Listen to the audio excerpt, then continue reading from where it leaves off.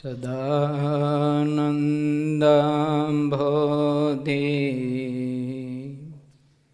स्मितरुचिरपूर्णेन्दुवदन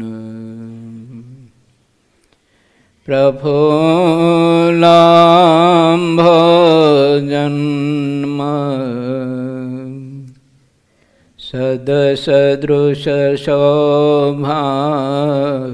सदसदृशशोभाक्षियुगल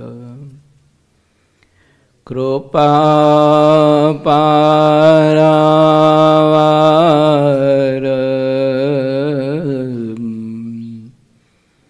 श्रितसकलजीवातिसुखदो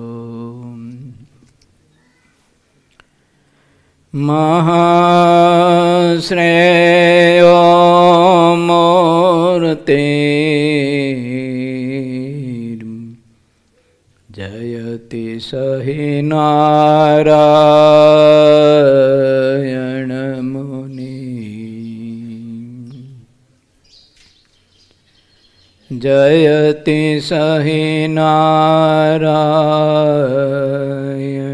मुनि।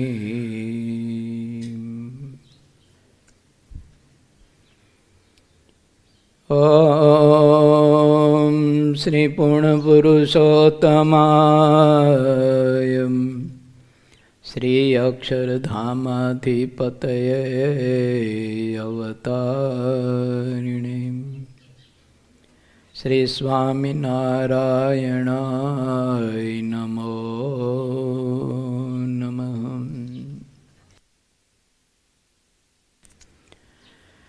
ओम श्री कारणकारणाय श्री हरि कृष्ण महाराजाय नमो नमः। ओम श्री सुखधामाय रूपाड़ा श्री घनश्याम महाराजाय नमो नमः।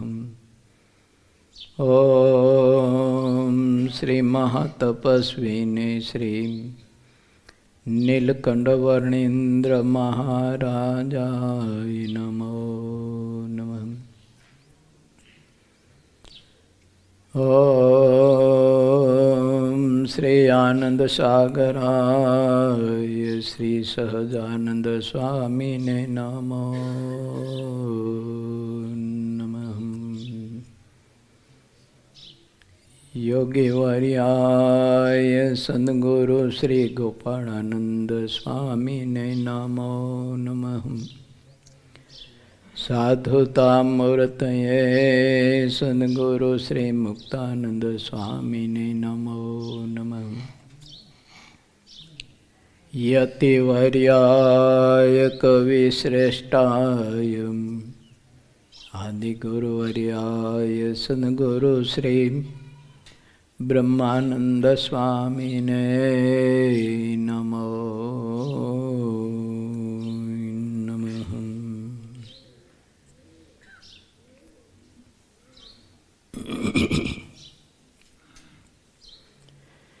વિક્રમ સંવત 2078 ફાગણ સુદ ચોથ તારીખ 6/3/2022 રવિવાર। આજે આત્મીય સભામાં પધારેલા સમગ્ર ભક્તજનોને તેમજ નીટ દ્વારા આત્મીય સભાનો લાભ લઈ રહેલા દેશ વિદેશમાં વસતા તમામ ભક્તજનોને મારા અને સમગ્ર સંતો પાર્ષદો સાધકો અને આત્મીય સભામાં ઉપસ્થિત સમગ્ર હરિભક્તોના ભાવથી સૌને જય સ્વામિનારાયણ।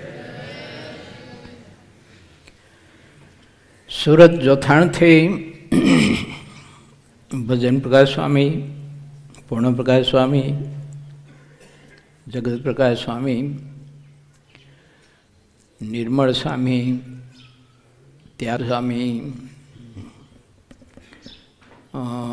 મુક્ત સ્વામી, પરેશ ભગત, રમેશ ભગત, હરિકૃષ્ણ ભગત અને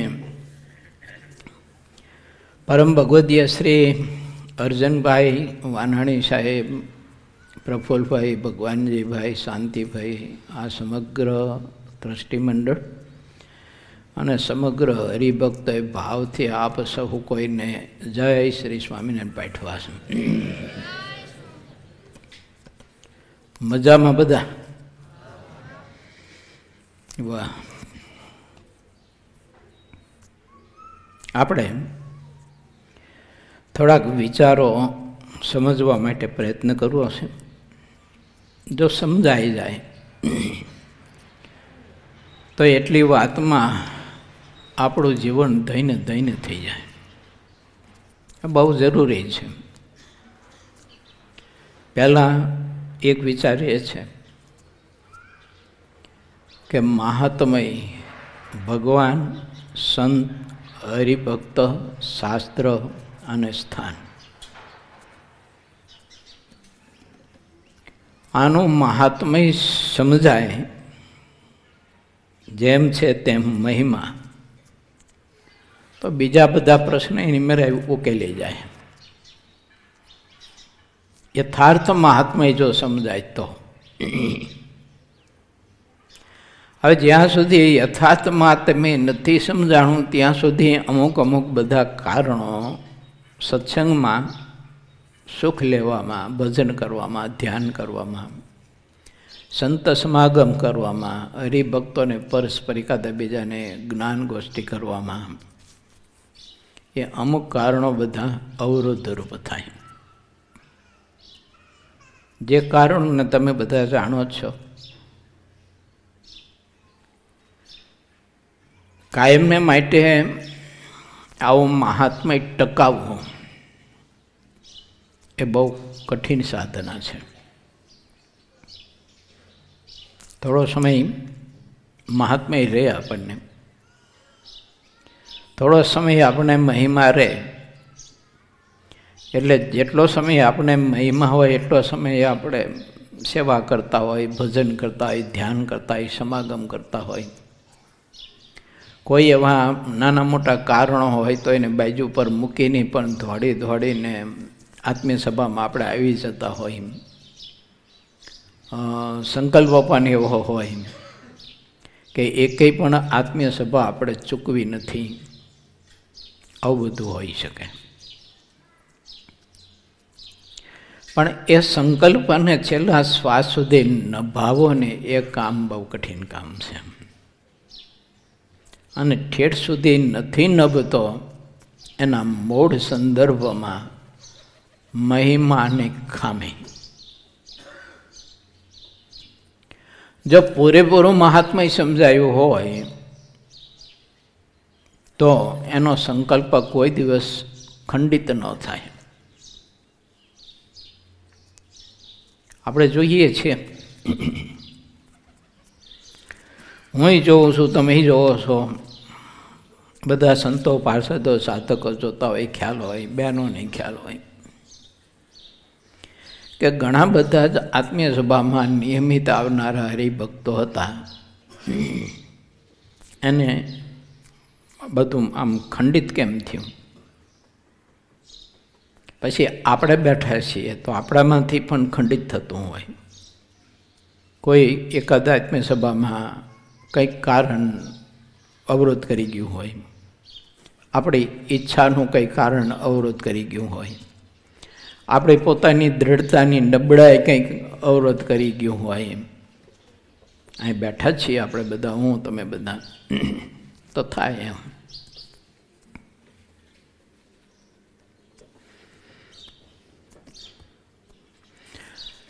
આવું કેમ થાય છે? તો કે મહિમાની ખામી. જો મહાત્માની ખામી ન હોય તો નાના મોટા જે કારણો છે ને એ કોઈ દિવસ અવરોધ ન કરી શકે. શ્રીજી મહારાજે કાર્યાણીના 10મા વચનામૃતમાં એવું લખ્યું છે કે જેને જે વાતનો સાચો ઈચ્છક હોય એને વચમાં હજારો અંતરાય આવે તો એ અંતરાયનો રોકાય નહીં, એમ મહારાજે લખ્યું છે. તો પછી આવું કેમ થાય છે? તો મહાત્મ્યની ખામી. મહાત્મ્યની ખામી છે તો સમાગમની ખામી છે. સમાગમની ખામી છે તો ખપ નથી. જો મોક્ષનો ખપ હોય તો ભલે હું સાધુ થઈ ગયો, દીક્ષા લીધી અને 2-5 પછી સંતો પાર્ષદો મને ગુરુ તરીકે માનતા હોય, એનાથી મને કોઈ લાભ નથી, એનાથી કંઈ મારો મોક્ષ થવાનો નથી.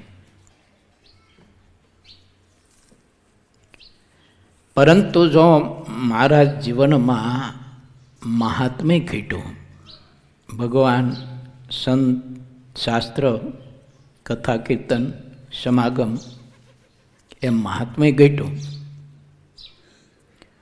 તો મને ત્યાગથી બીજો કોઈ ફાયદો નથી, લાભ નથી. કેવળ ને કેવળ આ લોકનું ખાવા પીવાનું, હાજા માંદા હોય તો એની વ્યવસ્થાનું એ બધું સુખ મળે, પણ મોક્ષ માટેની વાત છે એ તો અટકે.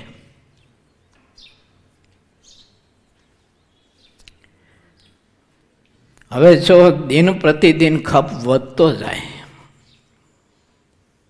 તો સંપત્તિ, અધિકાર, મોટપ એ કોઈ દિવસ આપણને સત્સંગ કરવામાં, સમાગમ કરવામાં, ધ્યાન ભજન કરવામાં કોઈ દિવસ રોકી ન શકે. નહીતર ધન સંપત્તિ, આ લોકની મોટપ, પૂજા પ્રતિષ્ઠા, આ લોકનું પદાર્થ, આ લોકના સંબંધો, આ બધું જ આપણે રોકી શકે સરળતાથી, બહુ સરળતાથી રોકી શકે. માટે વિચારીએ આપણે કે ખપ છે કે નહીં મોક્ષનો સાચો ઈચ્છક.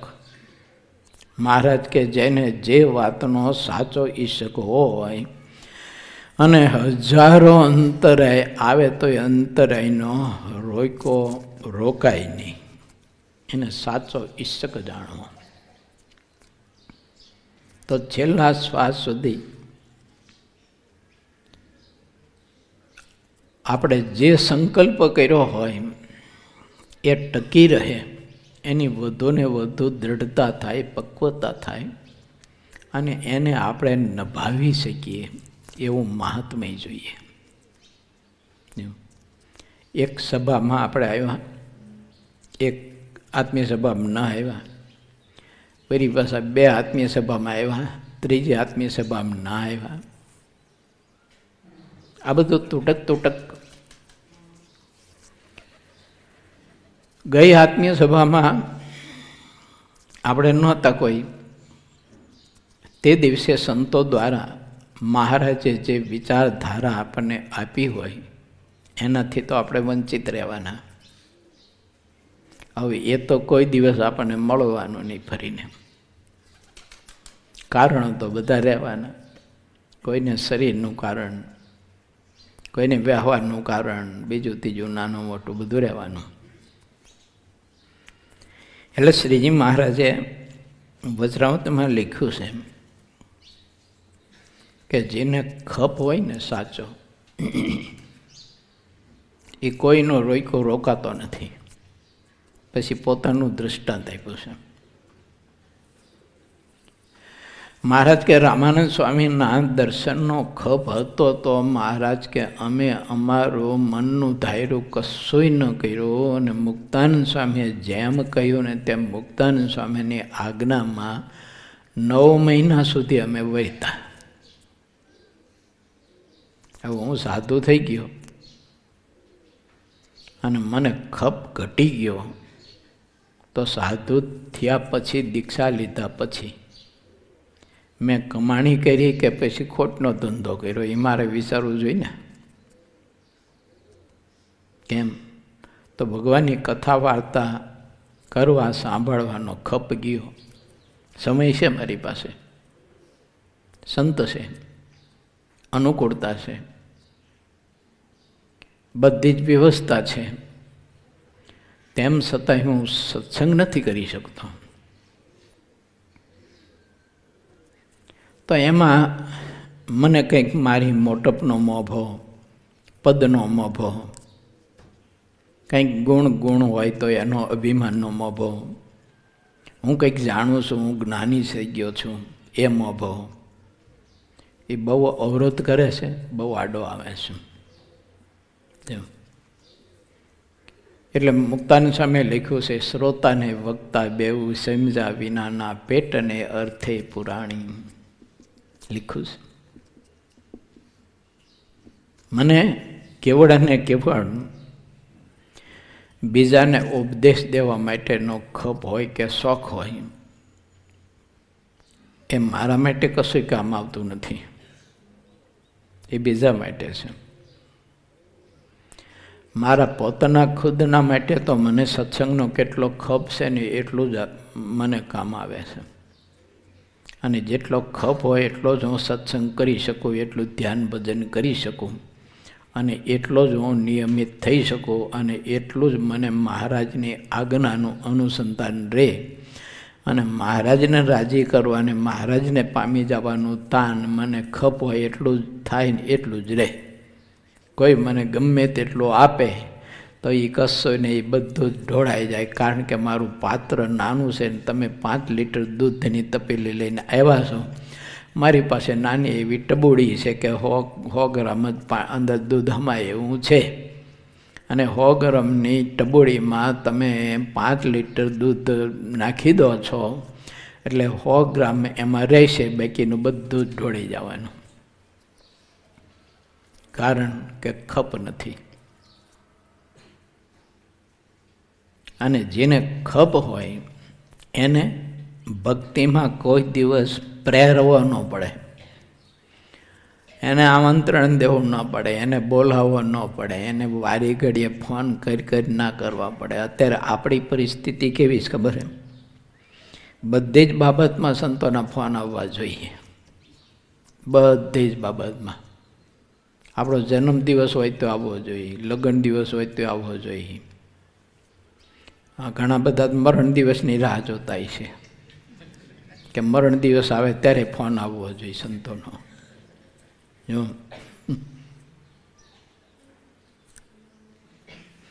ખપનો અભાવ છે.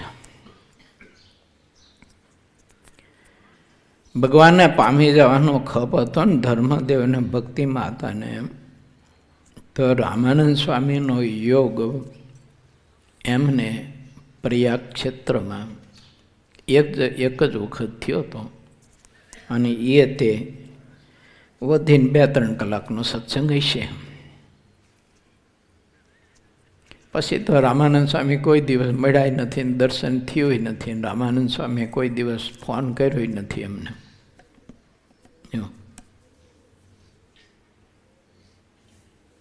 પણ જે રીતે રામાનંદ સ્વામીએ એમને વર્તવાનું કહ્યું હતું, તે રીતે છેલ્લા શ્વાસ સુધી ધર્મદેવને ભક્તિ માતા વર્તા છે, અને એને ભગવાન પુરુષોત્તમ નારાયણ મળ્યા છે. એનો બાળક થઈને એનો ખોળો ખીંદો છે ને, તો એના ઉપરથી નક્કી કરીએ આપણે કે એમને ખપ કેટલો હોય છે ભગવાનને પામી જવાનો, અને આપણને કેટલો છે. આપણે એટલે બધા, હું તમે બધા એમ. સત્સંગ થયા પછી, સંત મેળ્યા પછી, આવો યોગ મેળ્યા પછી ખપ વધ્યો કે ઘટ્યો થોડુંક તપાસતું રહેવું જોઈએ. હું સાધુ થયો ત્યારે જેવો ખપ હતો, જેવી ગરજ હતી, એવી આજે છે કે કે 2-4 શિષ્યો સાધુ થયા પછી ઘટ્યો કે વધ્યો એ તપાસવું જોઈએ. હું ન તપાસું ને તો ઓલું બધું વધતું જાય ને ખપ ઘટતો જાય. એ બધું વધતું જાય ને ખપ ઘટતો જાય તો મહા મોટી ખોટ પડતી જાય, જે ખોટને કોઈ પૂરી ન શકે એટલી બધી ખોટ પડે. પહેલા ખપ મહાત્મય. જો મહાત્મય હોય ને તો હું ને તમે ક્યારેય પણ સંત સમાગમનો યોગ હોય ને તો એ ચૂકી નહીં.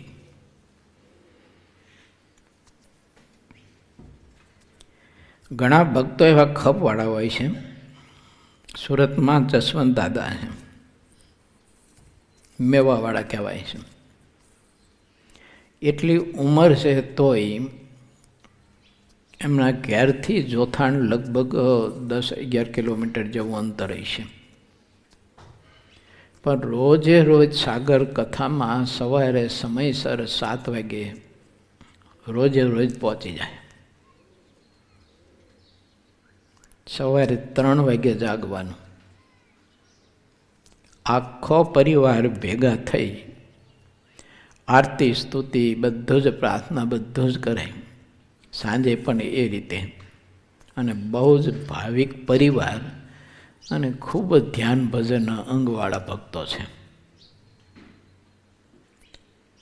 તો ખપ છે તો એટલી ઉંમરે થાય છે. એમ હમણાં કાંઈક એમને શરીરમાં થોડી તકલીફ છે, પણ એ તકલીફ નહીં ગણકારી નહીં પણ કથામાં સમયસર રોજે રોજ પહોંચી જાય.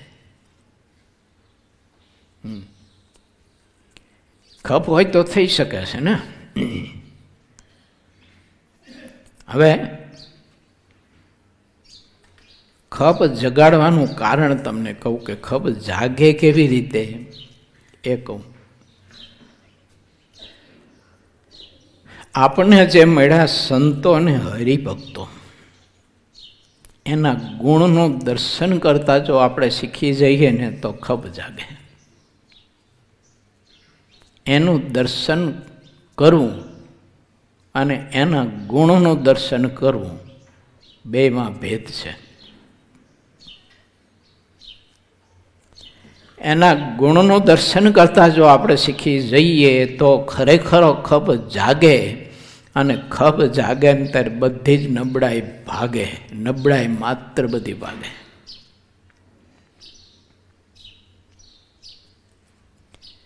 અમે ત્યાં પધરામણી ગયા હતા. અરવિંદભાઈ કરીને એક હરિભગત છે જામસરના, સુરતમાં. તે એને ઘેર પધરામણી ગયા પછી વિચાર આવ્યો તો તે થોડાક વિચારો મેં આપ્યા હતા. એ વિચારો તમારી પાસે રજૂ કરું છું. મેં ભક્તોને બધાને વાત કરી કે આ સંતો ને હરિભક્તો જે મળ્યા છે, પાર્ષદો છે, તો એના ગુણ તમે વિચારો.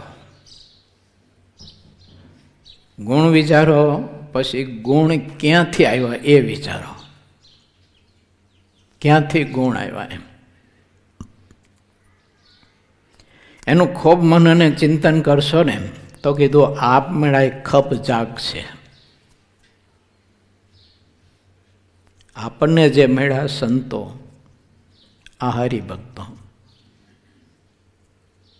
એનામાં ઘણા બધા જેવા ગુણ હોય જે ગુણોને તમે ખૂબ ચિંતન કરીએ, વિચાર કરીએ તો એ બધા જ ગુણ આપણને ઘણા બધા જ એમાં પકડાય, દેખાય, સમજાય. અને પછી એનું મનન કરીએ, વિચારી કરીએ કે આટલા બધા ગુણ છે આ સંતમાં, પણ આ ગુણ આવ્યા ક્યાંથી? તમારી પાસે. કોઈ મોટા પુરુષ હોય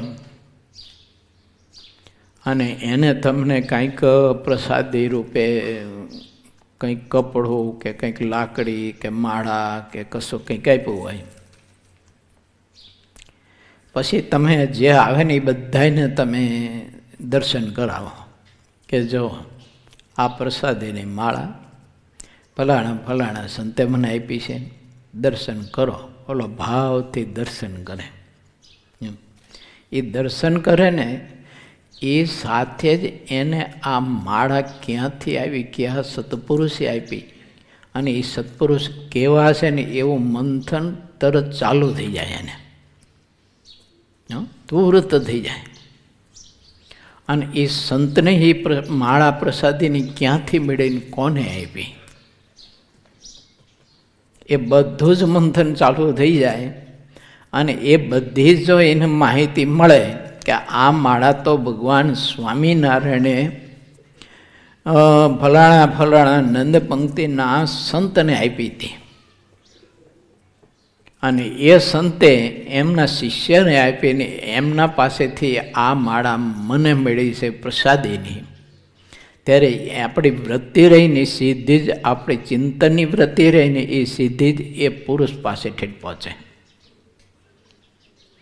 અને અહીંયા પહોંચ્યા પછી વિચાર કરે કે ઓહો હો ભગવાનનો મહાત્મય કેટલો હોય છે, મહારાજનો મહિમા કેટલો હોય છે, અને એમનામાં સાધુતા કેવી ને કેવી સ્થિતિ હશે ને કેવી સમજણ હશે કે જેમની સમજણ અને ભક્તિને વશ થઈને મહારાજે પોતાના કંઠમાં પહેરેલી માળા યા તો પોતાના વરદ હસ્તે મહારાજ પોતે માળા ફેરવતા હતા તે માળા એ સંતને આપી. અને એ સંત થકી આમને માળા મળી અને મને એ માળાનું આજે દર્શન થયો. હું તો કૃત થઈ ગયો. મારું કેવું ભાગ્ય. આમ કેટલો બધો બેવડાઈ જાય, આનંદ કેટલો બધો બેવડાઈ જાય. એમ હું ને તમે જ્યારે સંતનું દર્શન કરીએ, ભક્તોનું દર્શન કરીએ, ત્યારે એના ગુણનો જો આપણે દર્શન કરીએ ને કે આ ગુણ કયા પુરુષ થકી આવ્યા છે, એ પુરુષમાં એની કેવી ભક્તિ થકી ગુણ આવ્યા છે, કેવી સાધુતા થકી, કેવી સ્થિતિ થકી દર્શન એના ગુણ આવ્યા છે. આ બધું જ જો આપણે વિચારીએ ને તો એનું નામ છે દર્શન કર્યું કહેવાય. અને એવા દર્શનથી બ્રહ્માનંદ સ્વામી એમ કહે છે કે મન મોહ ટળે, રામ મળે નિર્મળ હરિજનના સંગથી, મોહ માત્રની નિવૃત્તિ થઈ જાય. અને મહારાજે મોહનું સ્વરૂપ બતાવ્યું છે મધ્યના પહેલા વચનામૃતમાં પંચ વિષયની આસક્તિ. 56માં બતાવ્યું છે મોહનું સ્વરૂપ મધ્યના 56માં પોતાનો અવગુણ ન દેખાય અને ભગવાનના ભક્તનો અવગુણ દેખાય તેને મોહનું સ્વરૂપ કહ્યું છે મહારાજે. મોહની નિવૃત્તિ થઈ જાય. મોહની નિવૃત્તિ થઈ જાય એટલે ભગવાનના ભક્તના કોઈના ક્યારેય પણ આપણને સ્વાભાવિક દોષ અને પ્રકૃતિઓ જે છે એ કાંઈ દેખાય નહીં. કેવળ ને કેવળ એના ગુણનો જ દર્શન થાય અને કેવળ ને કેવળ આપણને એના ગુણ જ દેખાય. અને આવી જ્યારે સમજણ થાય ત્યારે એ આત્મા નિર્વિકલ્પ સ્થિતિને બહુ સરળતાથી પામી જાય. બહુ સહેલાઈથી નિર્વિકલ્પ સ્થિતિને પામી જાય. માટે વિચારીએ, આ સંત, આ ભક્તો, એનામાં રહેલા ગુણ એ તો પુરુષોત્તમ નારાયણના પોતાના ખુદના આપેલા છે. આ સંત હરિભક્તમાં ગુણ પુરુષોત્તમ નારાયણને આપેલા એવા કવિ સમ્રાટ બ્રહ્માનંદ સ્વામીના હૃદય કમળમાંથી આ ગુણનો પ્રસાદ મળ્યો છે. અને એવા ગુણયુક્ત મહાપુરુષ મને આજે આવો યોગ અને દર્શન, મને એનું સામીપ્ય, મને એનો સત્સંગ મળે છે. મારી સાથે કેટલી પ્રીતિ, કેટલું હેત, મારા ને તમારા માટે સંતો કેટલો દાખલો કરતા હોય છે. કેટલું શાસ્ત્રનું અધ્યયન કરે, ચિંતન કરે, મનન કરે, એનો બધો અર્ક ભેગો કરી અને એ અર્ક આપણને પીરસતા હોય. તો કથા વાર્તા સંતો કરતા હોય ત્યારે એમ નામ તો કંઈ થતી નથી. તો કેટલો આપણા પ્રત્યેને હેત, કેટલો સ્નેહ.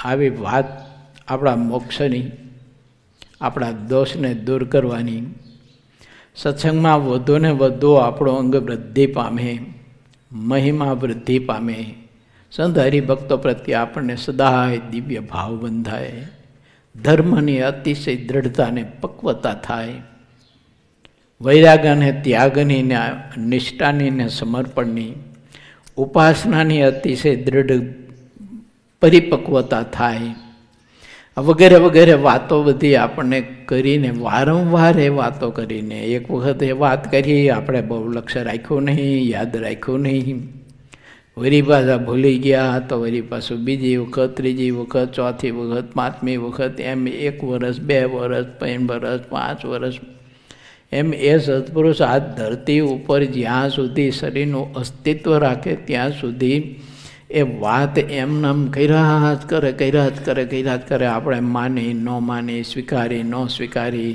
વર્તનમાં કંઈ આપણે લઈ ન લઈ, ફેરફાર કરીએ ના કરીએ, અંગવૃદ્ધિ પમાડીએ ના પમાડીએ, પણ તોય એના એ જ વાત, એ જ લક્ષ્ય રાખીને કર્યા કરતા હોય, ત્યારે એવા સંતને, એવા હરિભક્ત, એને આપણા પ્રત્યે કેટલો સ્નેહ છે કે જે આવી વાત અને આટલો આગ્રહ આપણો સગો બાપે ન રાખી શકે, સગે માં પણ ન રાખી શકે, કોઈ પણ ગમે તેવો સ્વજન સગો હોય ને, સંબંધી તોય ન કરી શકે.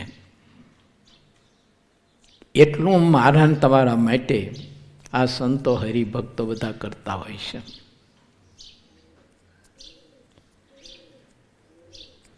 લાખો લાખો ધન્યવાદ દેવા ઘટે.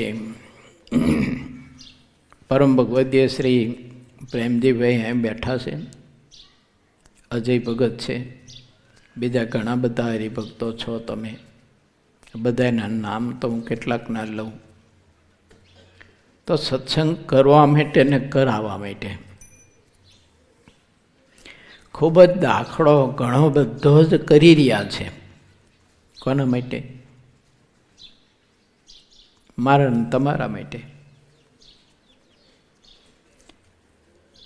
પોતે ભગવાન ભજવા નવડો ન થતો હોય એ કંઈ બીજાને થોડોક ભગવાન ભજાવી શકે? પોતાને ભગવાન ભજવાનો સમય ન હોય તો બીજા માટે તે શું કરી શકે એમ?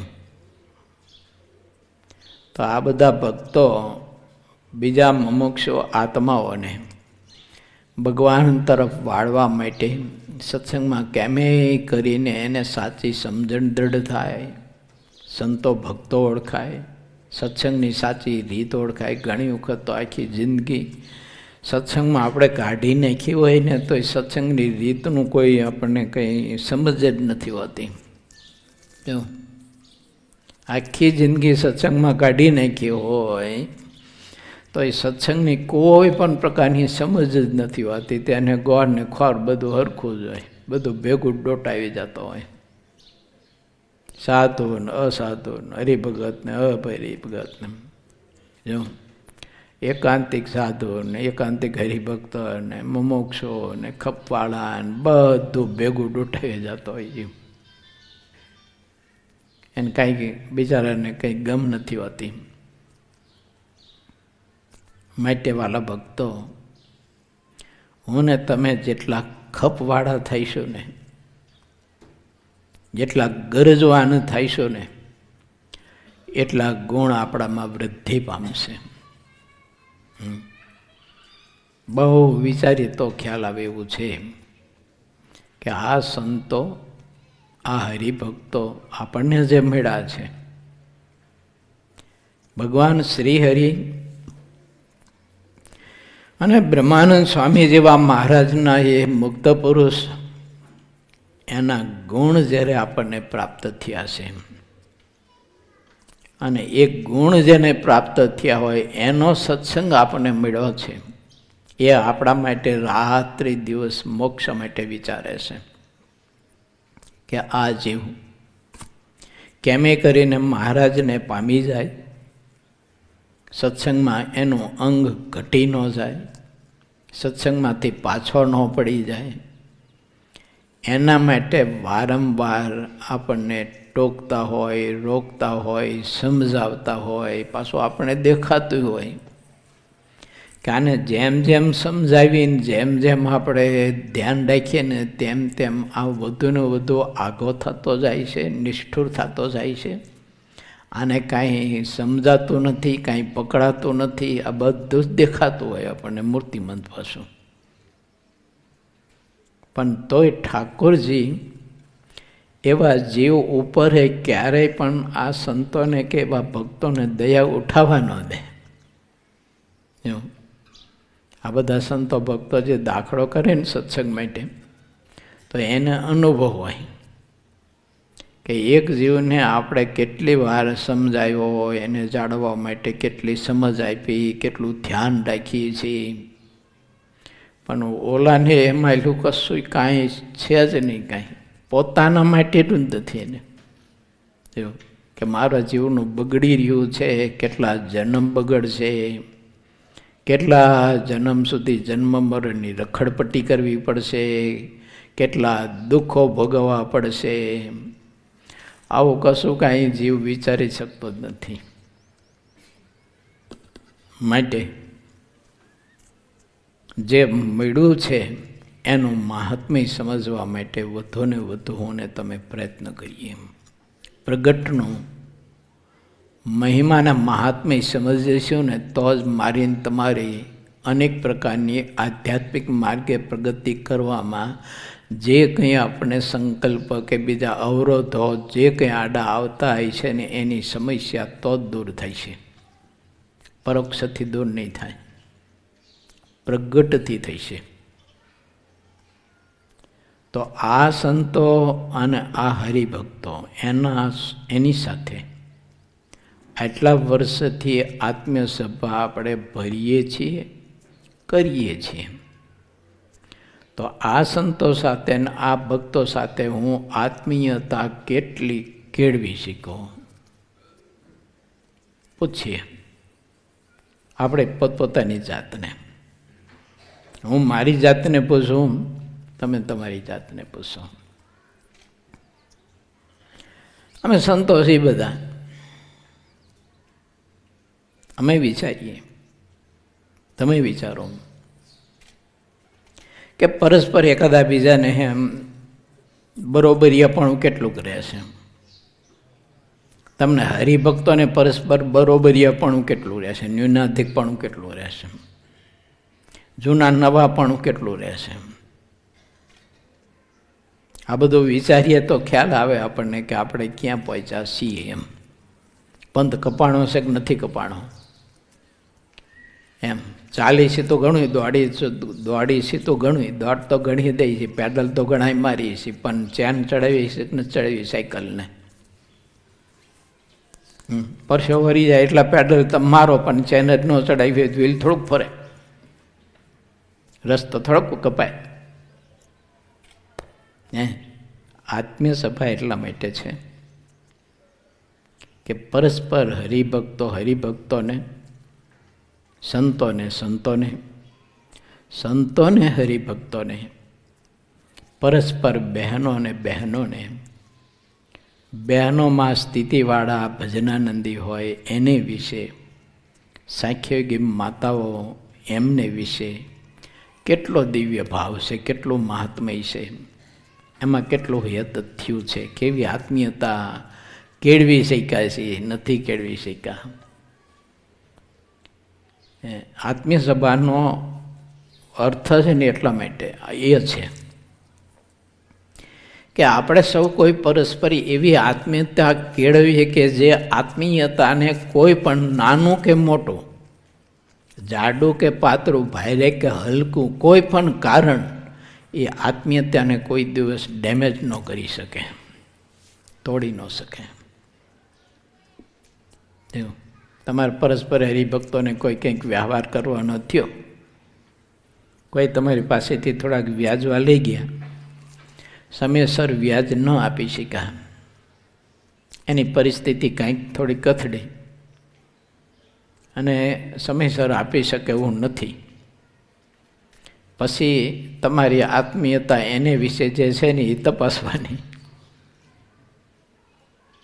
ખાટું મોરું થાય છે, કેમ થાય છે? અમે તમારી પાસે કંઈક અપેક્ષા મૂકી કે ચાલો આ હોસ્પિટલ કરવી છે, તો હોસ્પિટલમાં તમે આટલી કંઈક સેવા લખાવો.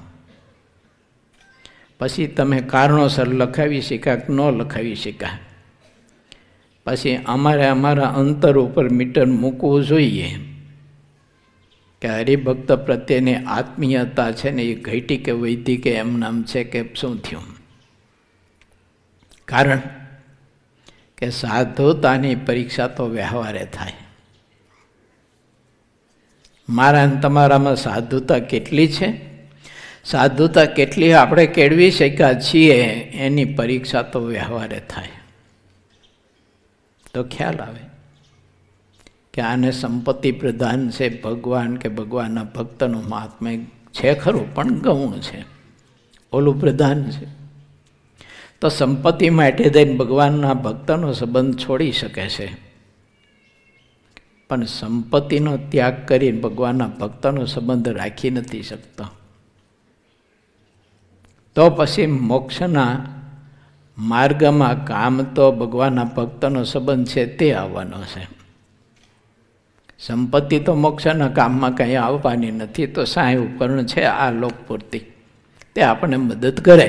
સારા વિચારો હોય તો, સારો સંગ હોય તો. સારો સંગ ને સારા વિચારો ન હોય તો સંપત્તિ પણ કંઈ આપણને સદમાર્ગે કંઈ મદદ કરે એવું તો છે નહીં કંઈ. જો થા પૂરતું આ લોક પૂરતું છે તે બધું એમ નામ પડ્યું રહેવાનું. આપણે જઈએ ત્યારે આપણે બધા જ વિચારીએ કે પરસ્પર તમે બધા ભક્તો છો, સંતો છે, તો આપણે બધાને પરસ્પર એકાદા બીજાને આત્મીયતા કેવી થઈ છે?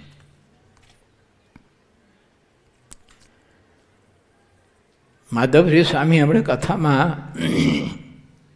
વિષય જ્યારે દોહરાવતા હતા તો એમાં એમણે એક બે વાતે બધી કરી કે મહાત્મ્ય જ્ઞાને સહિત નિશ્ચય હોય તો એને અર્થે શું ન થાય. પછી ડોસાભાઈનું ટૂંકમાં દ્રષ્ટાંત આપ્યું. મહાત્મ્ય જ્ઞાને સહિત ભગવાનના ભક્તનું જો આપણે મહિમા સમજતા હોય, એની વિશે આપણે આત્મીયતા કરી શક્યા હોય, સ્નેહ કરી શક્યા હોય, યત કરી શક્યા હોય, તો હું એવું માનું છું કે કોઈ અનિવાર્ય સંજોગોના કારણ સિવાય આમાં બેઠેલા હરિભક્ત કોઈ દિવસ આત્મીય સભા કોઈ દિવસ ચૂકે નહીં.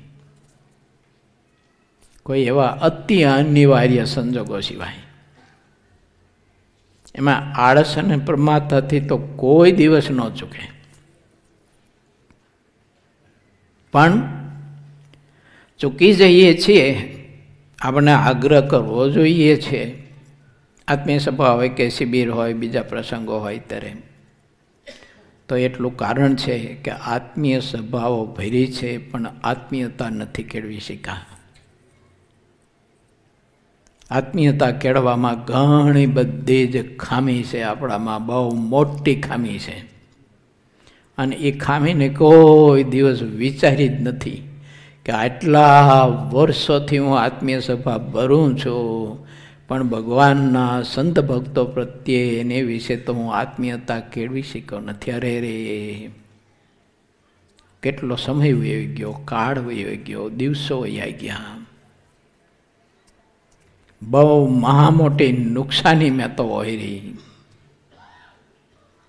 નહીં કોઈ માણસ કંઈક કામ કરતો હોય ને એમાં નિષ્ફળતા જાય પછી બહુ પશ્ચાતાપ કરે કે સારું આવી રીતે આની હારે ધંધો ન કર્યો હોય તો સારું હતું, આને પાર્ટનર ન બનાવ્યો તો સારું હતું. એમ ખોટી જાય ને પછી પસ્તાય, કાં પછી ઓલા છેતરો હોય પછી પસ્તાય બહુ.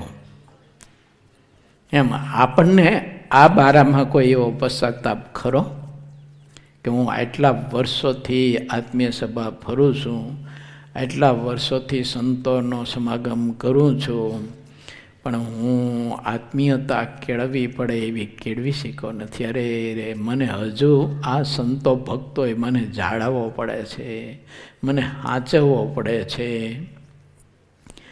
મારું માન સન્માન જાળવવું પડે છે.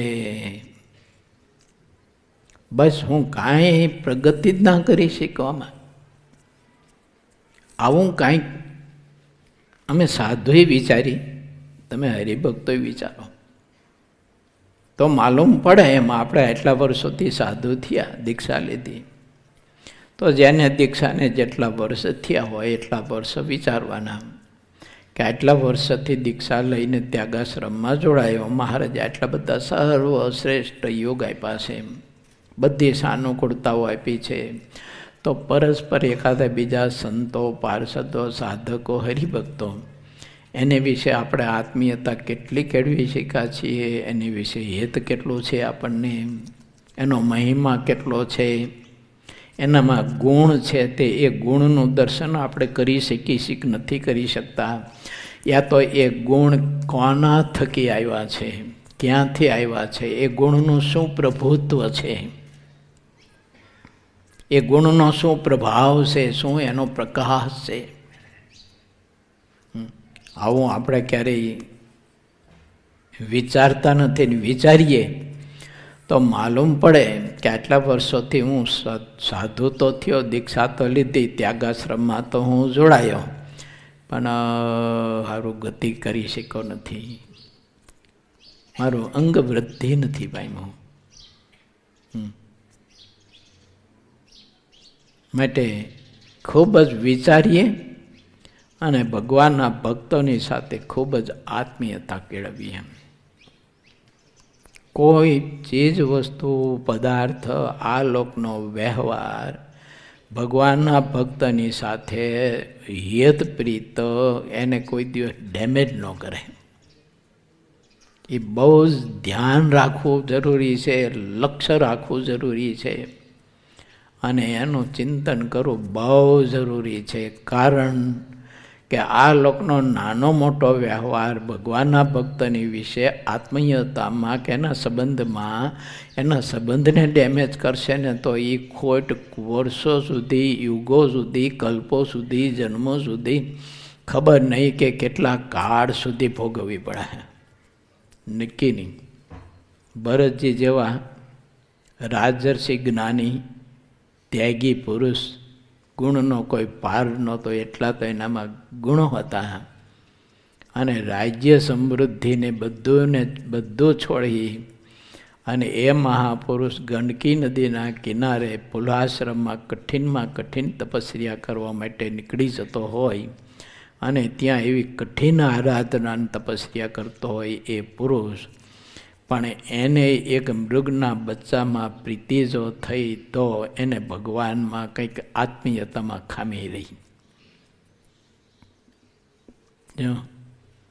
ભગવાનના સ્વરૂપની વિશે આત્મીયતામાં ખામી રહી.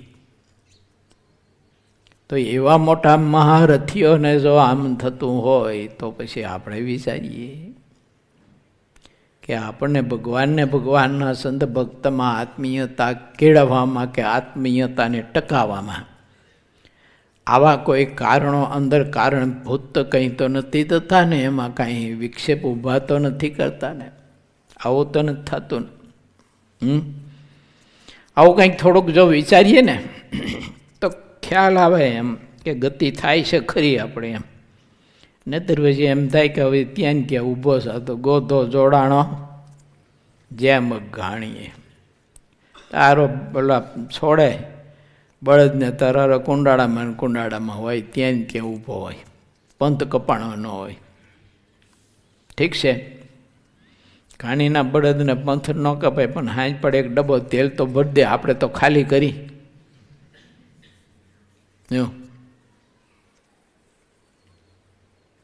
એટલે લખ્યું છે અંતર દેખ તપાસી તેરા ગુણ, અંતર દેખ તપાસી. દયાનંદ સ્વામીની કૃતિ છે. પ્રથમનો 20મો વચરામૃત એમ કહે છે, અત્યારે જે આપણે વાત કરીને એ વાતને જે વિચારતા નથી ને એના માટે પ્રથમના 20માં શ્રીજી મહારાજે કહ્યું છે કે તે મૂર્ખમાં મૂર્ખ છે, ઘેલામાં ઘેલો છે, ગાંડામાં ગાંડો છે, નીચમાં નીચ છે. કેમ? પોતે પોતાનું સ્વરૂપ જોતો નથી, પોતે પોતાનું કલ્યાણ વિચારતો નથી, પોતે પોતાની આધ્યાત્મિક જગતની પ્રગતિ વિચારતો નથી કે આધ્યાત્મિક માર્ગમાં મારી પ્રગતિ થઈ કે પછી હું એમાં ઘટ્યો. ગુણ આવ્યા કે ઘટ્યા, સ્વભાવ વધ્યા કે ઘટ્યા. હાલો, આપણે આમાં ઘણા બધા હરિભક્તો બેઠા છે. તો બ્રહ્મ વિદ્યા છાવણીમાં ઘણી વખત અમુક સ્વભાવ ટાળવાની બધી મેં વાત કરી હતી. ક્રોધ, લોભ, રસાસ્વાદ, માન, ઈર્ષા, ગાયડો ન બોલવી, માતા પિતાને પગે લાગવું, રોજે રોજ કાંઈક ઘર સભા કરવી, આ વગેરે વગેરે ઘણી ઘણી બધી વાતો એ મેં કરેલી છે. હવે એમાં કોઈએ સ્વભાવ ટાળવાના નિયમ લીધા હતા. ઊંચી આંગળી કરી હતી કે હવે ક્રોધ નહીં કરું. કોઈએ ઊંચી આંગળી કરી હતી કે હવે લોભ નહીં રાખવું. કોઈ ઊંચી આંગળી કરી હતી કે હવેથી રસાસ્વાદનો ત્યાગ. તો એ હરિભક્તો જેને જેને એ સ્વભાવ ટાળવા માટેનો સંકલ્પ કર્યો તે હરિભક્તો વિચારે કે એ સ્વભાવથી ટાળવાથી કેટલો લાભ થયો, ન ટાળ્યું તો કેટલું નુકસાની ગયું, આ વગેરે વગેરે વિચાર કરીએ તો થાય. હવે એક વખત આપણે સંકલ્પ કર્યો અને પછી એને ક્યારે આપણે યાદ જ ન કરીએ તો બધું બોલાઈ જવાય, કાંઈ કંઈ પ્રગતિ ન થાય, એમાં ગતિ ન થાય આગળ ને. હવે આપણે એ તરફ જવું છે કે આ સંતોમાં, આ ભક્તોમાં જે ગુણ છે એ ગુણ ક્યાંથી આવ્યા છે? બ્રહ્માનંદ સ્વામીથી. બ્રહ્માનંદ સ્વામીમાં ગુણ પુરુષોત્તમ નારાયણથી આવ્યા છે. તો જે પુરુષોત્તમ નારાયણનું દર્શન મોટા મોટા સૃષ્ટાઓને પણ દુર્લભ છે અને એ ભગવાન શ્રી હરિની મને તમને ઓળખાણ થઈ છે, એનો આપણે આશ્રય સ્વીકાર્યો છે. અહોરાત્રિ તે ભગવાન શ્રીહરિનું આપણે ધ્યાન ભજન કરીએ છીએ. તો એ મહારાજમાં અને એ મહારાજના જે પાત્રમાં ગુણ હોય તે પાત્રમાં આપણે આત્મીયતા કેમ નથી કરી શકતા? થોડુંક વિચારીએ. કરવી જોઈએ. સાચી આત્મીયતા તો એ કામ આવશે એમ મહારાજે પ્રથમના 54માં લખ્યું છે. પ્રસંગ મજરમ મહાત્મા કવયવ વિદુ સ એવ સાધુ મોક્ષ દ્વારમ અપાવ્રતમ એવું લખ્યું છે. પ્રસંગ મજરમ પાસમાત્માના વિદુ.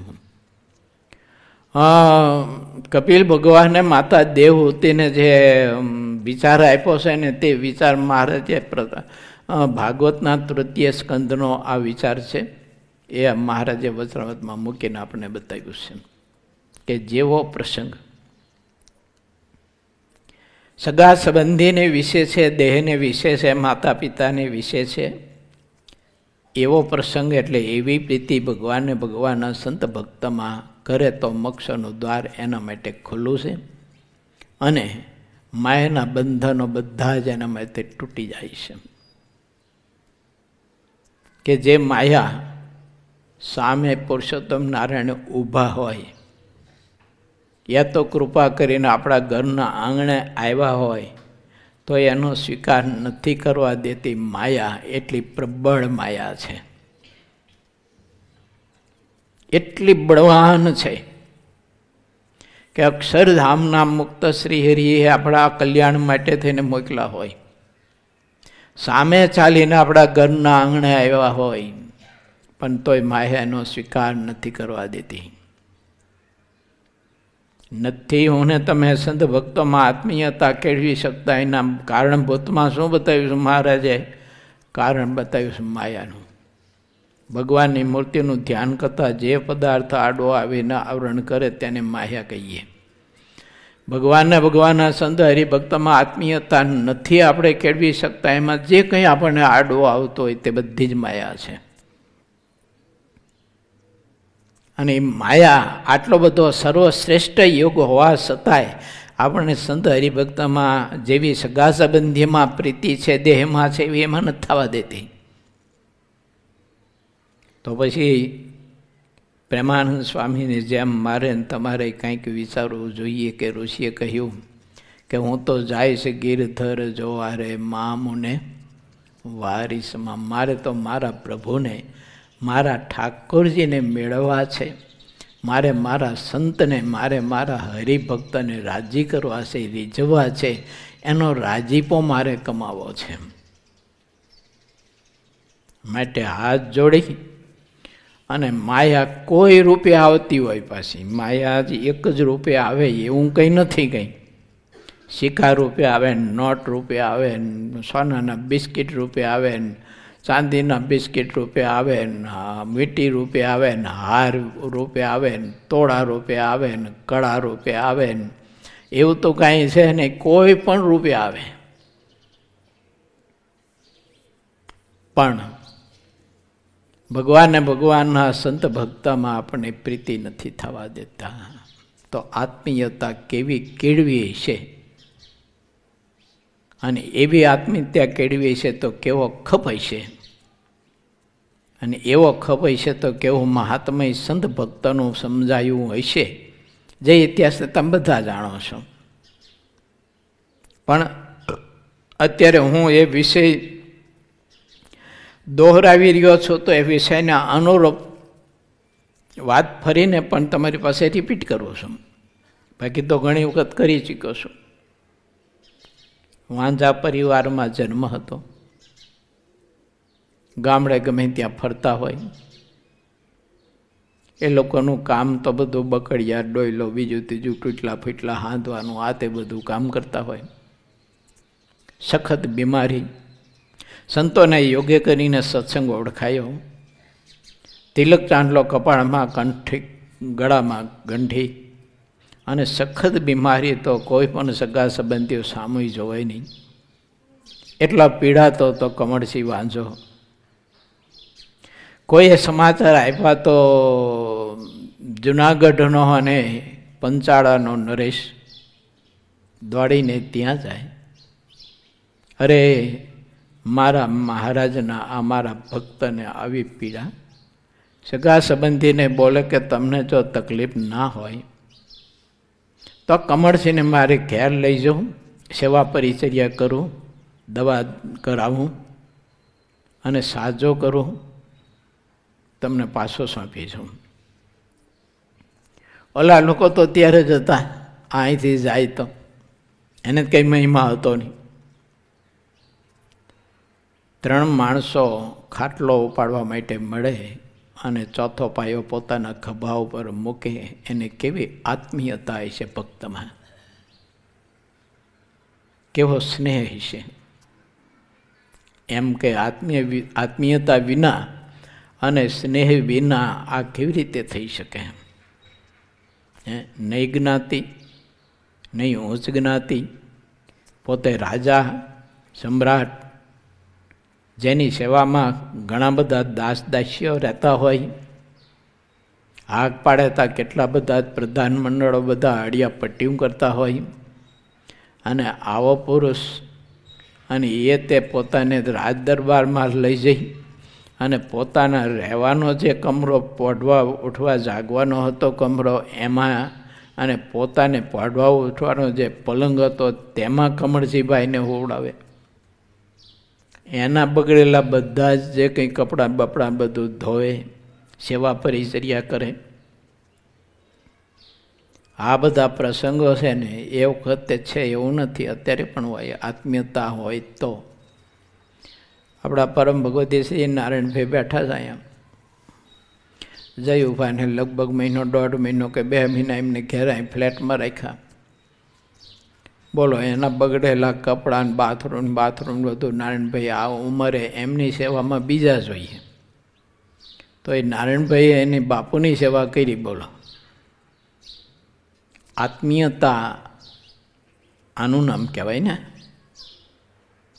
અને આત્મીયતા એવી હોય તો પરમાત્મા એ ભક્તિ કરીને વશ થાય. બેનને ગમ્યું નહીં. ભાઈને કહ્યું કે આવા ને આવા બધા જ્યાં રખડતા હોય એને તમે લઈને ચાલ્યા આવો છો, આપણો રાજ દરબાર કહેવાય, આપણો મોભો તો થોડોક વિચારવો જોઈએ ને તમારે. આ કાંઈ વિચાર કર્યો નહીં. અને આવા બધા રખડો નહીં, એ તે વાંઝા પરિવારમાં હવે ચારે બાજુ જે રખડતા હોય અને એને તમે અહીં લઈને આવ્યા તો ગામમાં આપણું બધું કેવું દેખાય એમ. અહીં તો મોટા મોટા બધા તમને મળવા આવતા હોય, અમલદારો મોટા મોટા બધા કામ પ્રસંગે આવતા હોય ને આ બધું તમે ધમાલ કરો તો આ બધું કેવું લાગે? બધું આપણને થોડુંક શોભે. ઝીણાભાઈ કાંઈ ના બોલ્યા. બેનને ના ગમ્યું અદીબાને. કંઈ કહેશે તો ઝીણાભાઈએ કહ્યું કે બેન થોડોક અજમો જોઈએ છે, ફાકી. આ કમળસીને આપવું છે, પેટમાં થોડુંક કંઈક દુખે છે. તો બેન કે ભાઈ અજમો નથી ઘરમાં કે. તો ઝીણાભાઈ તરત દિલમાં આપી લીધું. આ બેન એમ કહે છે કે ઘરમાં અજમો નથી, પણ ઘરમાં અજમો તો છે, પણ બેનના હૃદયમાંથી દિલ વયું ગયું છે. જો એના હૃદયમાં એની બોડીમાંથી દિલ વયું ગયું છે. અને ઝીણાભાઈએ પોતાની સગી બેન અદીબા સાથે અબોલા કર્યા કમળસિંહની સેવા કરવા માટે. કેવી આત્મીયતા હશે, કેવો સ્નેહ હશે, કેવો પ્રેમ હશે. એની ભક્તિને વશ થઈને ભગવાન પુરુષોત્તમ નારાયણ પોતે એને ઘેર રહેતા હોય અને એની ભક્તિને વશ થઈને ભગવાન પુરુષોત્તમ નારાયણ ઝીણાભાઈની નનામી પોતાના ખભા ઉપર ઉપાડતા હોય. ભગવાન વશ તો ખરો, પણ કેવો વશ? પ્રથમના 5માં લખ્યું છે એની ભક્તિએ કરીને ભગવાન એને વશ થઈ જાય છે.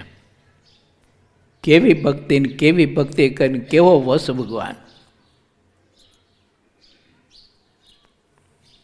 માટે વિચારીએ આપણે સહુ કોઈ કે ઝીણાભાઈની જેમ ભગવાનના ભક્તની સાથે આપણે આત્મીયતા કેળવી શક્યા કે નથી કેળવી શક્યા? કે પછી એકાદા બીજા કાંઈક થોડીક ટસર થાય ને તરત જ લાખો કરવા માંડી પડી છે, તરત આપણા મોઢા બદલાવા માંડે છે, તરત એના પ્રત્યે ઘૃણા કે અણગમો ઊભો થાય છે આપણને. આવું બધું છે ને ભગવાનના ભક્તે મારે ને તમારે બધાને ખૂબ વિચારવું જોઈએ. શ્રીજી મહારાજ દાદાના દરબારમાં લીમતરુ નીચે એક દિવસ મહારાજ બેઠા હતા. પરમહંસો બધા મહારાજની સન્મુખ કમળની પાંખડીની જેમ વીંટળાઈને બેઠા હતા. ઘણા બધા હરિભક્તો હતા. ઓગમણા બારની દક્ષિણા બારની ઓરડાની ઓસરીઓ એકડા ઠઠ સાંખ્યોગી બહેનોથી ભરી હતી. કર્મયોગી બહેનો પણ ઘણા બધા બેઠા હતા. અને એ વખતે જૂનાગઢથી ઝીણાભાઈ આવે છે. અંતર્યામી શ્રીહરિ તો બધું જાણતા હોય કે જૂનાગઢથી ઝીણાભાઈ અહીં ગઢપુર આવવા માટે નીકળ્યા છે. તે શ્રીહરિ અચાનક એકદમ ઢોલિયા ઉપરથી ઊભા થયા સભામાંથી. સંતોએ પૂછ્યું કે મહારાજ અચાનક કાં ઊભા થયા? હજી તો ભોજનની તો ઘણી બધી વાર છે. મહારાજ કે જૂનાગઢથી ઝીણાભાઈ આવે છે. મહારાજ કે અમારે એને સન્મુખ જવું છે. ને તો નિયમ કેવો, મોટા હોય, ઈષ્ટદેવ હોય, ગુરુ હોય, રાજા હોય, એને સન્મુખ જવાનું હોય ને. હવે એના બદલે ખુદ પોતાનો ઈષ્ટદેવ પોતાના ભક્તની સામે જાય. કેવી ભક્તિ છે, કેવું સમર્પણ છે. અને મહારાજે દોટ મૂક્યો. ઘેલા નદીના સામા કિનારે દૂર સુધી મહારાજ દોડતા ગયા અને જીણાભાઈને આવતા જોયા. એટલે શ્રી હરિએ દોટ મૂકીને જીણાભાઈને બાથમાં લઈ અને મહારાજે ભેટી પીડ્યા.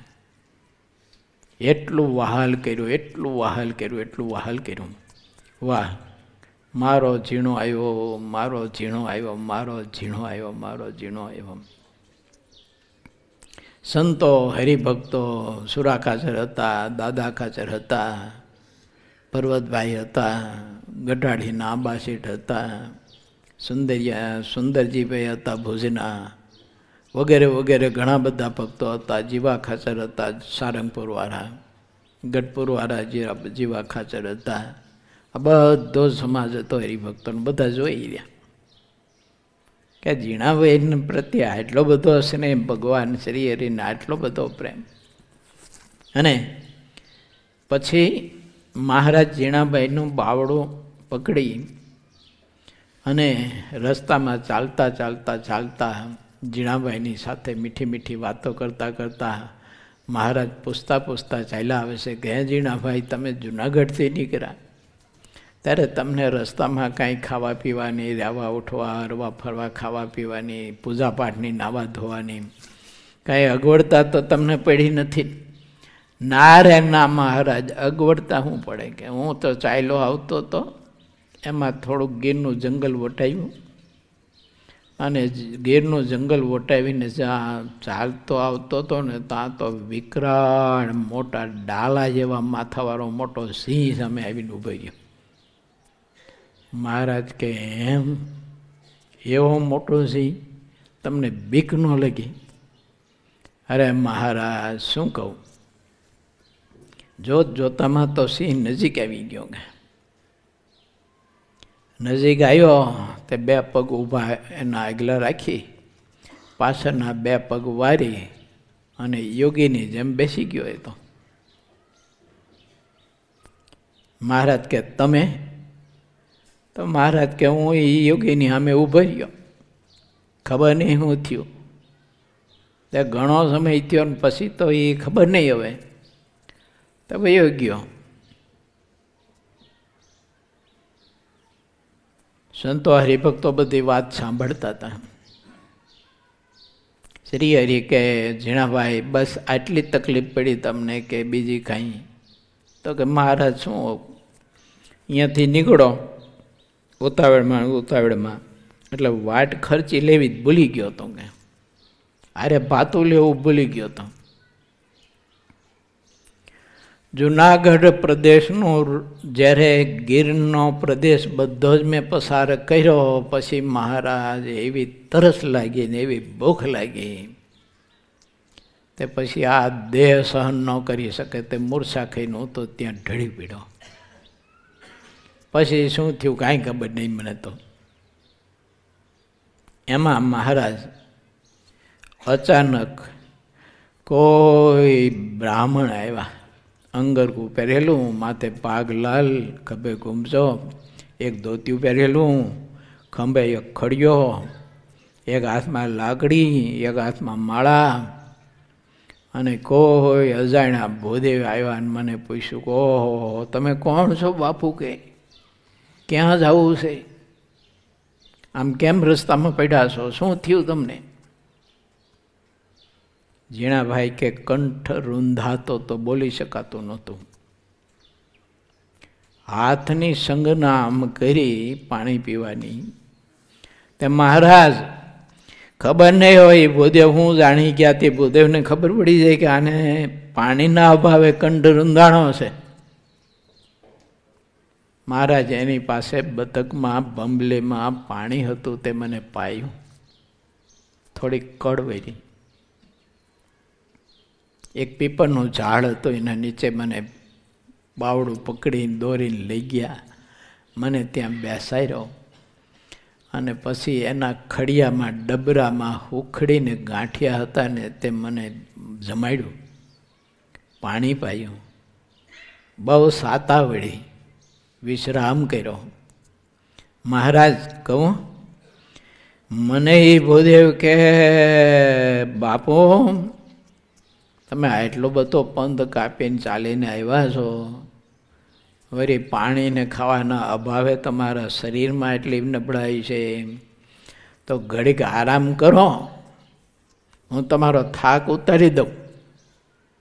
એમ કરીને હું તો હતો અને મારી પગ ચંપી કરીને મને ખબર નથી મહારાજ કે કેવી રીતે મારો થાક અને કરતર બધું વયું ગયું. મને એવી નિંદ્રા ગાઢ આવી ખબર ન રહી, ઊંઘી ગયો હું તો. 2, 4, 5 કલાક પછી ઊંઘ ઉડી છે મારી, અને આંખ ખોલી તો તે વિપરાય નહીં, કોઈ નહીં.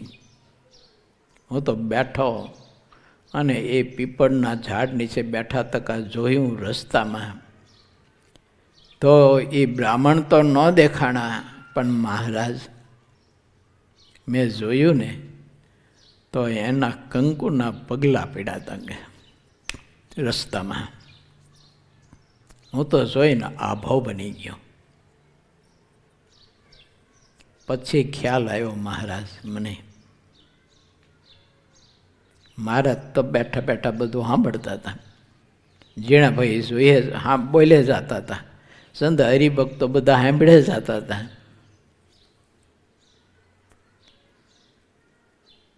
પછી જીણાભાઈ કે મહારાજ મને એવું થયું કે આ કોઈ એવી વિભૂતિ શક્તિ આવી છે. તો હું તો પછી એ પગલામાં ખૂબ આરોટ્યો.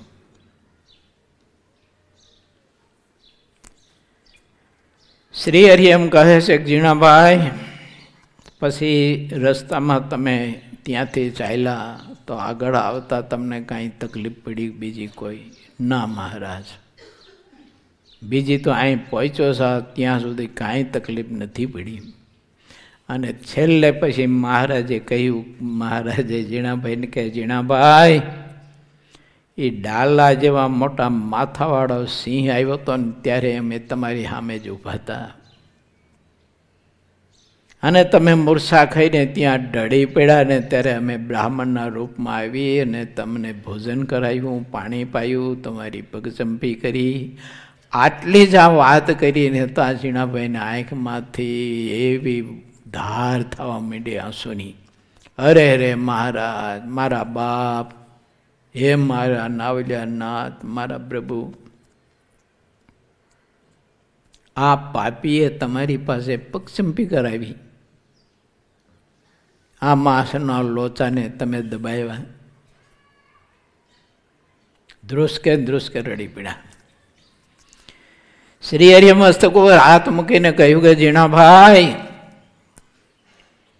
તમારા જેવા ભક્તો,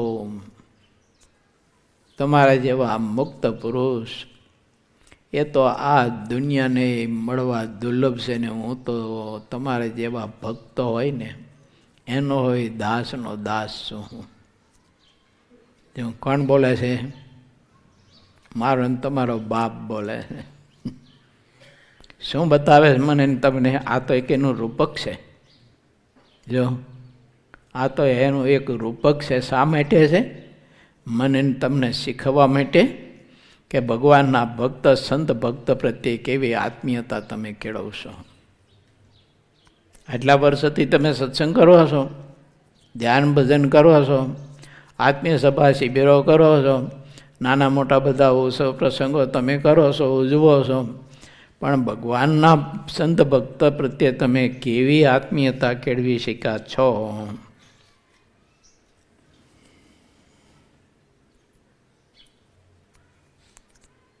યત કરતો નથી હરિદાસ મારે, દેવાનંદ સ્વામી લખ્યું છે, ભગવાનને ભગવાનના ભક્તમાં હેત નથી કરતો, અને જેનામાં નથી કરવા જેવું એમાં તું હેત કરીને બેઠો છું. જો કે જે કરેલું હેત તને નરકમાં નાખશે, જેનામાં આત્મીયતા કરેલી તને ઘોર નરકમાં લઈ જાય છે. આમાં તું હેત કાં કરે? બધું જાણતો હોવા છતાંય, નજરે દેખાતું હોવા છતાંય, કે આમાં હેત કરવાથી તો મને ઘોર નરકની પ્રાપ્તિ થાય છે.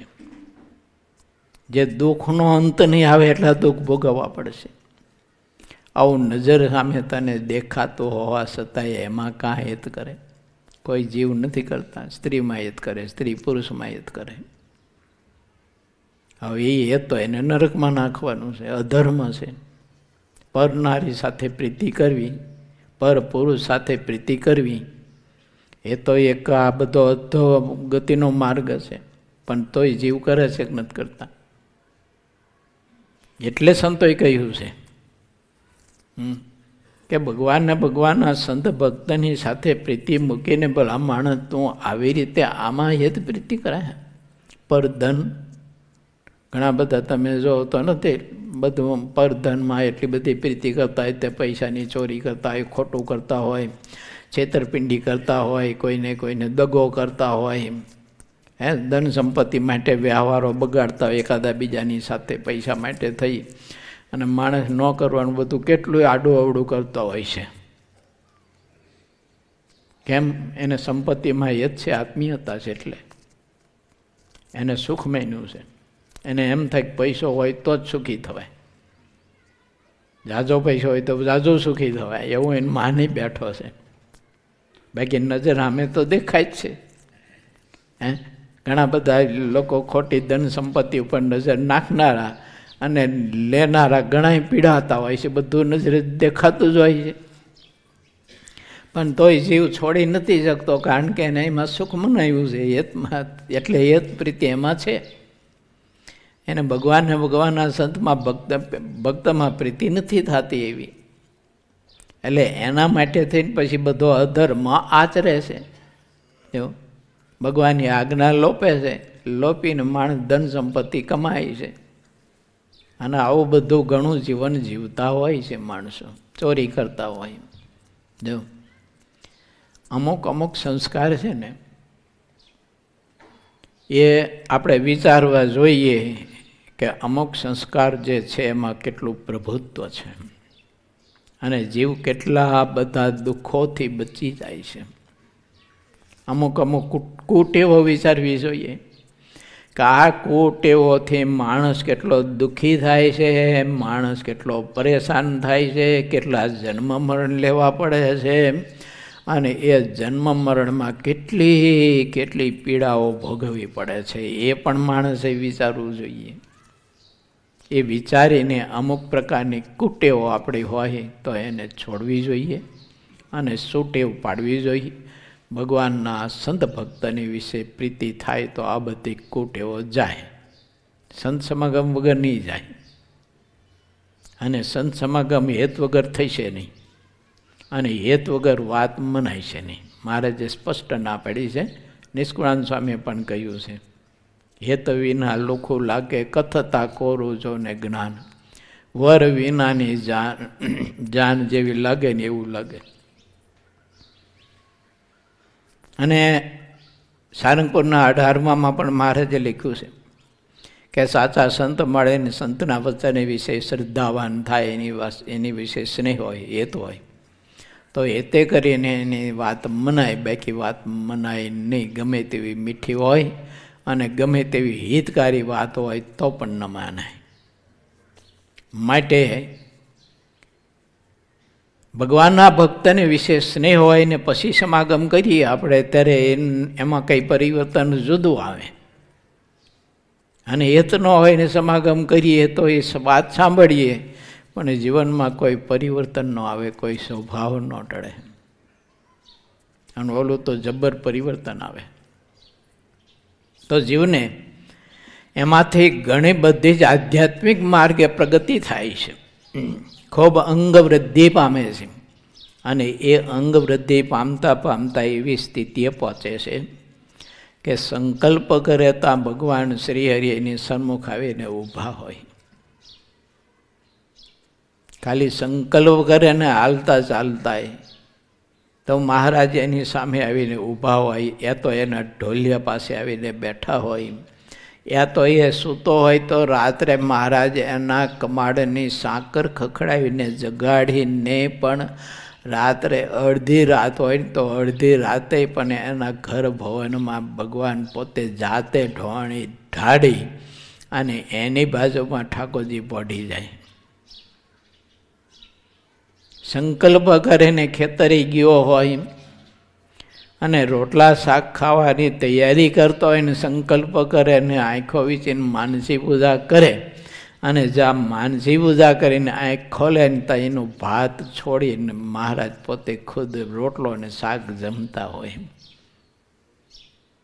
બહુ ઇતિહાસો છે, આવા બહુ પ્રસંગો છે. ભગવાને ભગવાનના સંત ભક્તોની વિશે આત્મીયતા કેળવેલા હરિભક્તોની સ્થિતિની વાત હું કરું છું કે આવી સ્થિતિ મહાપુરુષો બધા હોય છે અને શ્રીજી મહારાજ એને એવા આધીન વશ હતા કે જ્યારે સંકલ્પ કરે ત્યારે પ્રગટ થાય શ્રીહરિ. ઓલા ગંગામાં સંકલ્પ કરે, પાણી ભરવા માટે ગયા હોય, હવે દેવ સરોવર એના ઘરથી દેવ સરોવર છે કેટલું હોય છે, 50 મીટર જેટલું દૂર, વધીને 500 મીટર. હવે એ ઘેરથી દાણો વાંખીને ગયા હોય પાણી ભરવા માટે, જતાં જતાં સંકલ્પ થતો હોય કે હમણાં મહારાજના દર્શન થયા નથી. મહારાજ જો અત્યારે જેતલપુર આવ્યા હોય તો દર્શન થાય, એ મહોલમાં મહારાજ ત્યાં બેઠા હોય અથવા વાડીમાં બોરસડી નીચે બેઠા હોય, યા તો મહારાજ આ દેવ સરોવરમાં સ્નાન કરતા હોય પોતાના સંતો સાથે અને એ મહારાજનું જરકીરાનું કેવું મહાલૌકિક દર્શન. આ મહારાજ 2 મહિના પહેલાં આવ્યા હતા અને આ દેવ સરોવરમાં સ્નાન કરતા હતા અને એ વખતનું મહારાજનું એટલું બધું દિવ્ય અદ્ભુત દર્શન હતું. હવે એવું દર્શન મહારાજ ક્યારે આપશે? અને એ સંકલ્પ કરતાં કરતાં જ્યાં દેવ સરોવરે પહોંચે ને ત્યાં તો શ્રીહરિ દેવ સરોવરમાં પોતાના પરમહંસોની સાથે સ્નાન કરતા હોય. ગંગામાં તો દર્શન કરીને આભા બની જાય. કાંઠે ઊભા ઊભા મહારાજને હાથ કરીને પૂછે, મહારાજ તમે ક્યારે આવ્યા? મહારાજ કહે, જોવો ને ગંગામાં આ સંકલ્પ થયો કે ગંગામાને આજ દર્શન દેવા જવું છે. તે મહારાજ કે અત્યારે અબગડી આવ્યા, પણ આવ્યા ને બહુ દૂરથી આવ્યા ને એટલે પરસેવો બહુ વળ્યો હતો. સંતોને પરસેવો બહુ વળી ગયો તો ચાલીને આવ્યા ને તે બહુ શ્રમ થયો ને તે મહારાજ કે થાક ઉતારવા અને પરસેવો કાઢવા માટે આ દેવ સરોવરમાં સ્નાન કરી કે અમે સંકલ્પ થયો કે સ્નાન કરી નાહી ધોઈને પછી ગંગામાને ઘેર જઈ. તા તો માં તમે આવ્યા અમેથી. ગંગામાં કે મહારાજ બસ હવે બસ કરો, હવે આ મેં સંકલ્પ કર્યો એટલે તમે આવ્યા છો, મારા માટે આવ્યા છો. કે કેવા ભક્તિને આધીન. પણ આત્મીયતા કેવી હતી ખબર છે? ગંગામાનું ઘર એટલે ઓયડો. એ ગયા અમદાવાદ કંઈક કામ પ્રસંગે. મહારાજે સંતોને હરિભક્તોને આજ્ઞા કરી કે આ ડોશીનું મકાન પાડી દો કે બધા. તે ઘણા બધા હરિભક્તોને સંતો બધા મંડી પડ્યા, કોઈને કોદારીને આંગળીને બાંગળીને કોઈશું બૈશું લઈને તો ઘડીમાં પાડીને પાથર કરી નાખ્યું. આને ડોશીમાં આવ્યા અને પોતાની ઓયડી પાડેલી જોઈને મગજ ગયો. પછી એવા ખીજાયા ડોશી એવા ખીજાયા, મારા પીટ્યા કાંઈ, મારો ઓયડો પાડી દીધો, સમજો શું તમારા મનમાં? કેમ? તે પડખે મોટી ઈંટ પીડી છે તે ઈંટ લઈને વાહે દોડ્યા ડોશી. જાય આગળ સાધુને પાસે ડોશીમાં, આજ તો મારીને તોલા તોડી નાખું. કેમ? મારું ઓયડી પાડી દીધી, કે સમજો શું તમારા મનમાં? કેમ? હવે એમાં છે ને ઓલા મોહલમાં એક બાવો રહેતો હતો. એ મહારાજનો સંતોનો ખરેખરો કઠોર વિરોધી શત્રુ. એ આ જોઈ ગયો તે આગળ સંતો બધા દોડ્યા જાય ને પાછળ ગંગામાં દોડ્યા જાય ને ઊંચા ઊંચા હાથે બોલતા જાય. અને ઓલો જોઈ ગયો તેને એમ થઈ ગયું કે આ સારું કર્યું, લો કે ઘા ભેગો ઘસર કહો કે આપણે દોડી, કે તે લાકડી લઈને દોડ્યો સંતોને મારવા માટે. હો, આ લાકડી લઈને જ્યાં દોડતા આવતો જોયો ને એટલે ગંગામાં સંતોને મેલ પડ્યા ને ઓલા બાવા પાછળ દોડ્યા. મારા પીટિયા, એ તો સાધુ મારા છે કે હું તો ગાયડું દેવાનું મારું એને રોટલાય ખવડાવું, એને તો લાડવાય ખવડાવું. મારા પીટિયા મારા સાધુને ગાયરું તું જ ન દે, મારીને તોલો તોડી નાખું કે મૂકવું નહીં કે. તો ઓલો બાવા તો મુઠ્ઠીઓ હરીને ભાગ્યો. મારું કે આ તો બધું એક ને એક છે બધું કે. હે, કેવી આત્મીયતા! મને તમને સંતો ભક્તો પ્રત્યે આવી આત્મીયતા, આવું હેત થવું જોઈએ. એટલે આ આત્મીય સભા આપણે બધા ભેળા મળીને કરીએ છીએ. તમને ખૂબ ખૂબ ધન્યવાદ કે અત્યારે સિઝન ઘણી બધી ખેડૂતોને હોવા છતાંય તમે આત્મીય સભામાં ઘણી બધી સંખ્યામાં હાજરી આપો છો. ઘણા વર્ષોથી આત્મીય સભા ભરો છો. શિબિરોમાં, નાના મોટા ઉત્સવ પ્રસંગોમાં ખૂબ જ લાભ લ્યો છો, સેવા કરો છો. અને જે હરિભક્તો બહેનો દર એકાદશીએ કે જે નિયત કરેલો સમય એ પ્રમાણે કે નિયત કરેલો દિવસ પોતપોતાના ગામમાં સભાઓ કરો છો, સત્સંગ કરો છો, ધૈનો કરો છો. અને જે બહેનોને જે હરિભક્તો આગળ ચાલીને જે કરો છો અને કરાવો છો એ બધાને ખૂબ ખૂબ ધન્યવાદ. વધુને વધુ કરતા રહીશો. બીજા મુમુક્ષુ જીવને મહારાજની સાચી ઓળખ થાય, સંતો ભક્તોની સાચી ઓળખ થાય. એ કંઈ બિચારા ખોટી રીતે કોઈ દૂષણોમાં, કોઈ વ્યસનમાં અટવાયા હોય તો એમાંથી બહાર આવે, એના પરિવાર શીખે, બધા ખૂબ સુખી થાય. એવો પ્રયત્ન વધુને વધુ કરતા રહીશો. બીજું,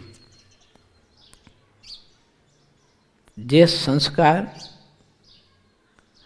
બાળપણથી આપવામાં આવે અને બાળપણથી જે સંસ્કાર પડે તે કદાચ મોટા થયા પછી સમજાય કે ન સમજાય. આપણે ગુજરાતી કહેવત તો એવી છે કે પાકા ગળે કાંઠા ન ચડે, પણ ઘણી જગ્યાએ પાછા પાકા ગળે કાંઠા ચડી જાય છે, એવું છે. પણ જો આપણે રાજકોટવાળા મગનભાઈ છે ને, એમને પાકા ગળે કાંઠો ચડ્યો. જો હા, કોઈ બાકી સત્સંગ કાંઈ નહોતો, પણ ખરેખરો સત્સંગ થઈ ગયો. તમે જ બધા પરિચિત છો ને. એવા તો ઘણા હરિભક્તો આમે બેઠા છે. તો એક વાત લક્ષ્ય રાખવું બહુ જરૂરી છે, અને તે વાત છે બાલસભા.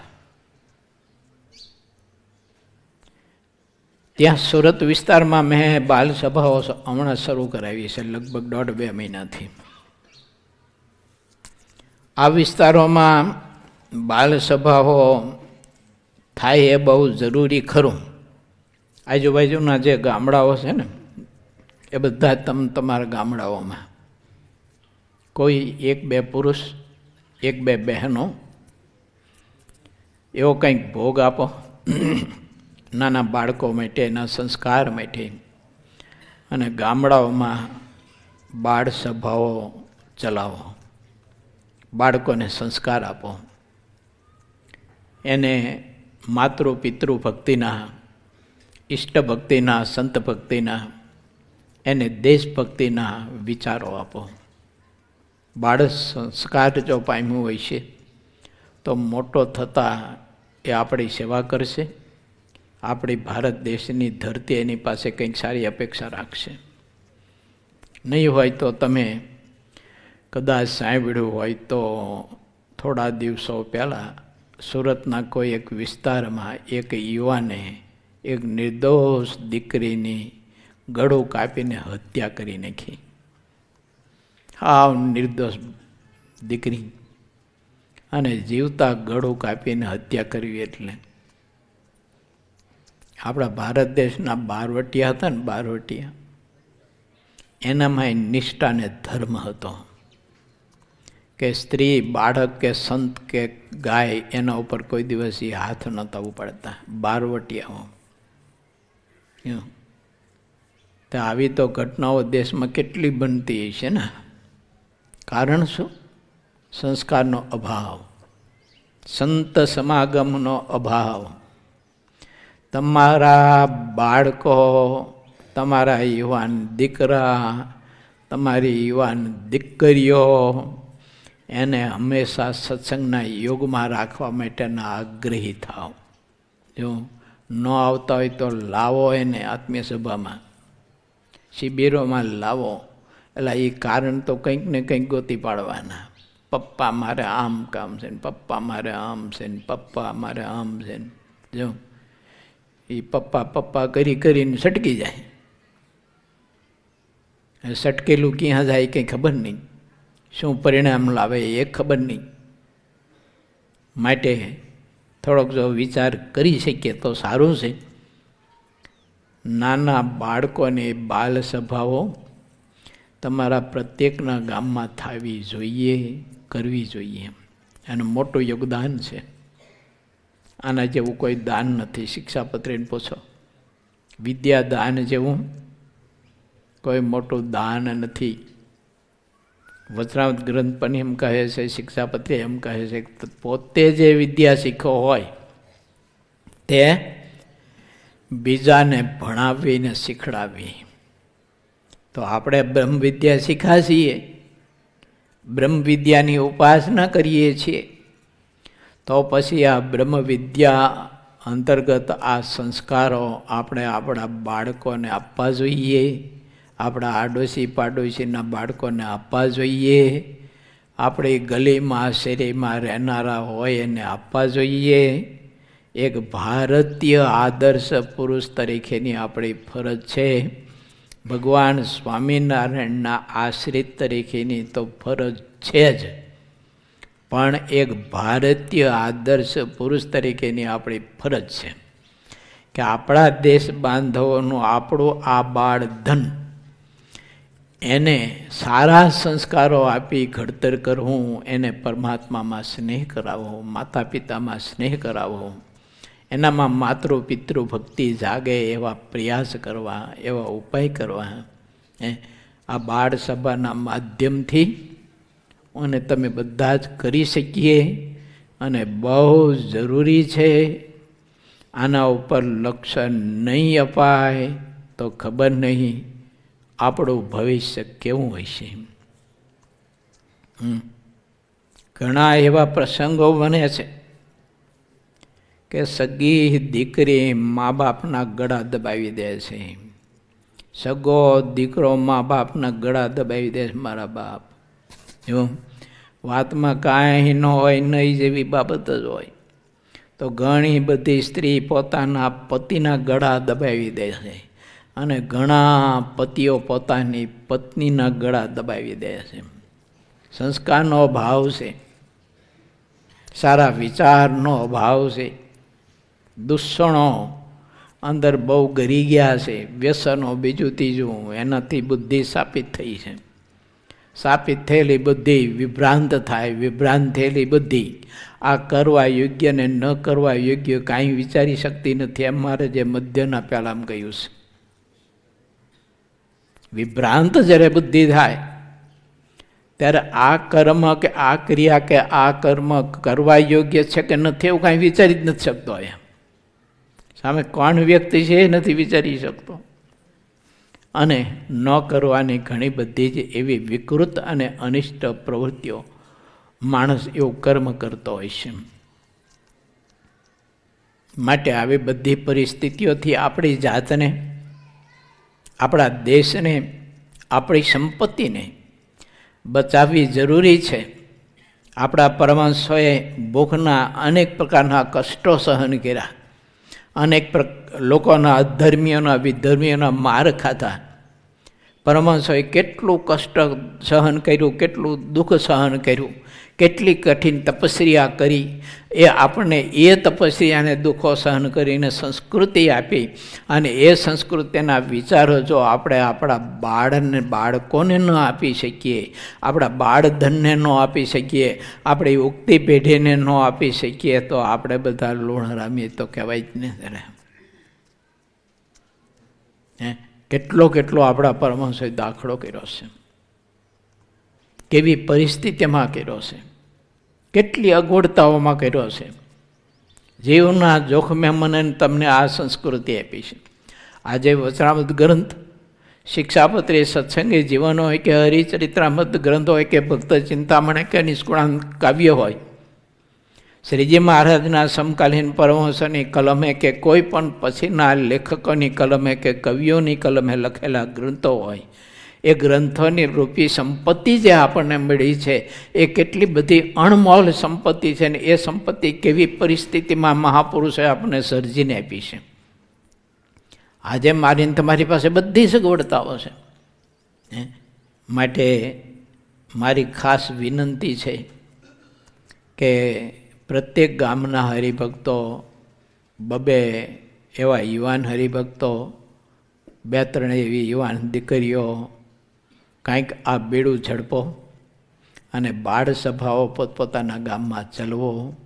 જે હરિભગતને ક્યારે સગવડતા હોય, કંઈક મોટી વાસરી હોય કે મોટો ઓરડો હોય, યા તો મોટું ફળિયું હોય અથવા મોટી ડેલી હોય, તો એ હરિભક્તો બાળ સભા કરવા માટે ઘેર પોતાને બાળ સભા કરવા માટે વ્યવસ્થા આપો.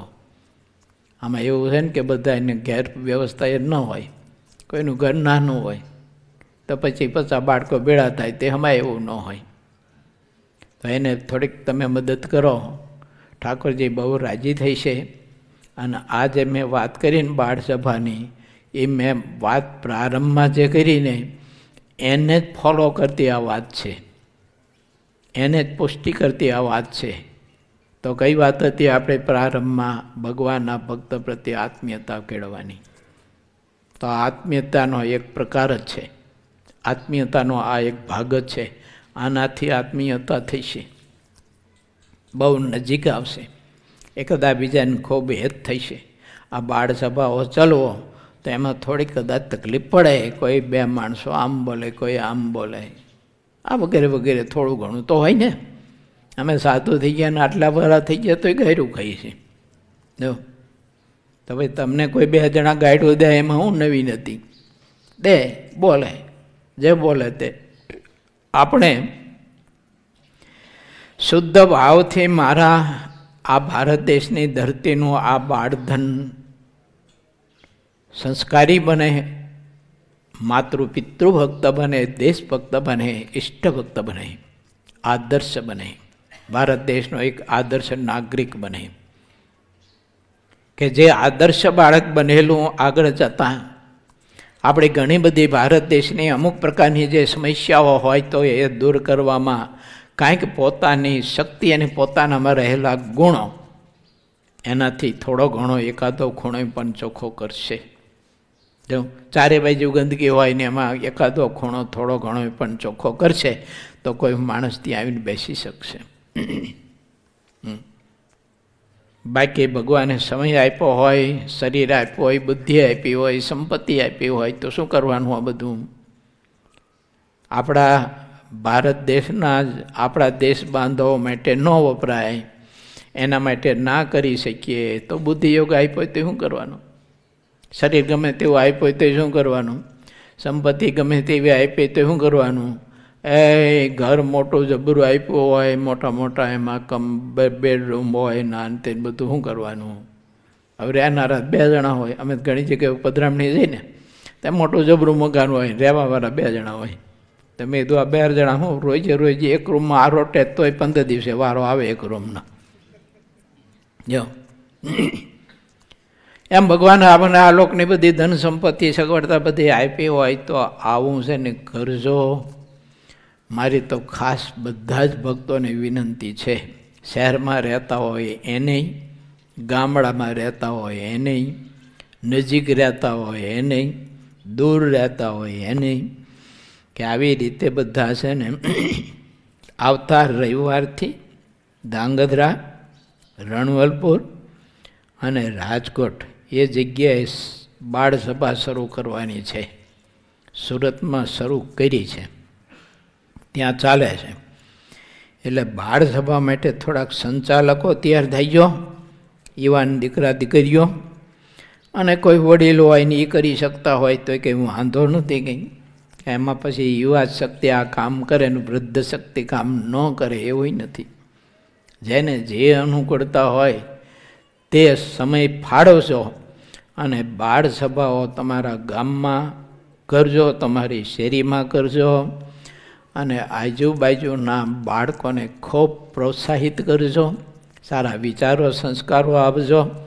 ઠાકોરજી આ તમારી સેવાની નોંધ પોતાના હૃદયમાં ખૂબ જ લેશે.